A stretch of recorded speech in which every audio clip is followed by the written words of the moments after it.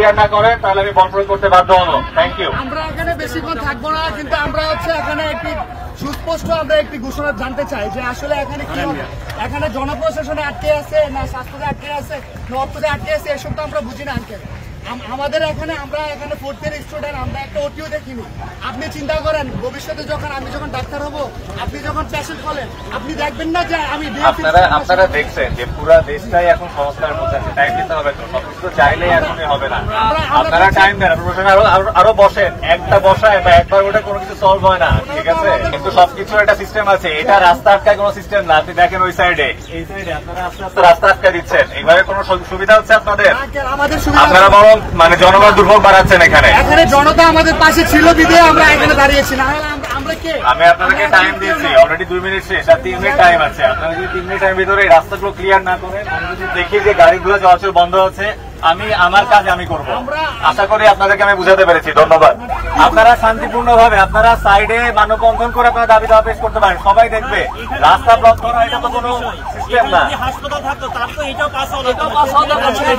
আমি জানি, হ্যাঁ, আপনাদের দাবি দেওয়া সম্পর্কে আমরা একমত, কিন্তু এটা তো টাইম দিতে হবে, এটা তো আপনাদের একটা সিস্টেমের মধ্যে দিয়ে দাবি দাওয়া করতে হবে। আমাদের শিক্ষা জীবন আমরা ডাক্তার হয়ে যাচ্ছি, মানে কিন্তু এটা তো দেশের সাথে প্রতারণা, জাতির সাথে প্রতারণা।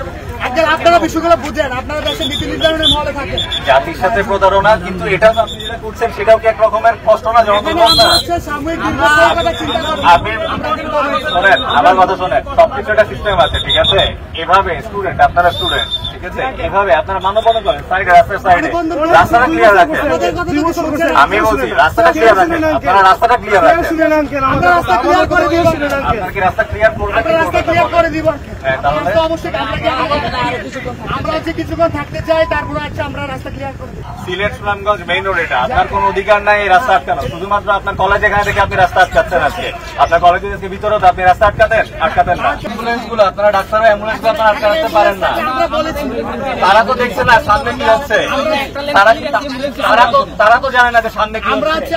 কিলোমিটার দূরে যে অ্যাম্বুলেন্স আটকে আছে, তারা জানে না যে এখানে আপনারা কি করছেন। একটা লেন খালি রেখেছি, আমি তো বুঝতে পারছি না লেন খালি এখানে, কিন্তু ভিডিও চাইছে।